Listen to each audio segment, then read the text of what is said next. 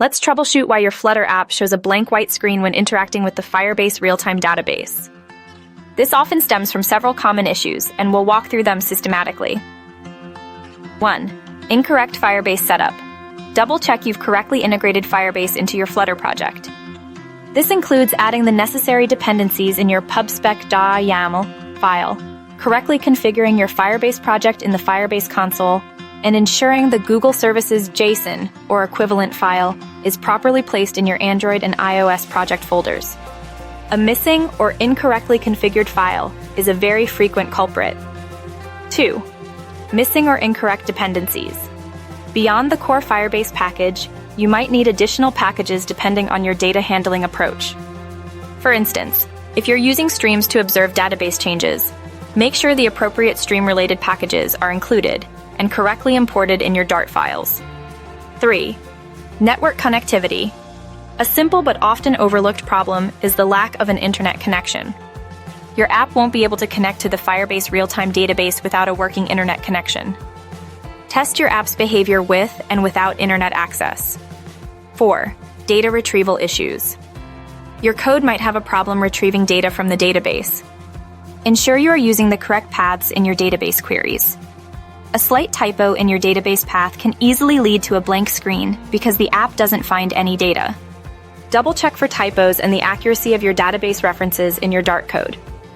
5. Asynchronous operations. Remember that Firebase database operations are asynchronous. This means they don't happen immediately. You must handle the results correctly using futures or async await in your Dart code. If you try to access data before the database operation is complete, you might get an empty result leading to a blank screen. Make sure to appropriately handle the asynchronous nature of database operations. 6. Error handling. The absence of proper error handling is a common reason for unexpected behavior.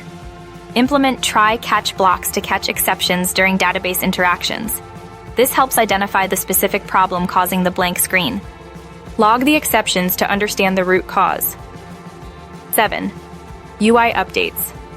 If you're successfully retrieving data but not seeing it on the screen, ensure you are updating the UI appropriately using the setStateUI method, or a similar state management solution like Provider or BLOC. Forgetting to call setState after receiving data from Firebase prevents your UI from reflecting the changes.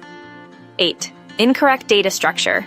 Make sure your data structure in Firebase matches the structure you expect in your Dart code.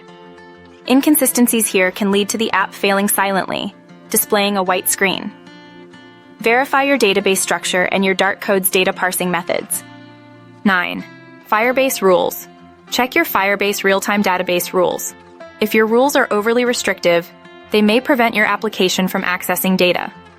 Make sure your rules allow your application to read the necessary data. Start by temporarily setting permissive rules for debugging purposes.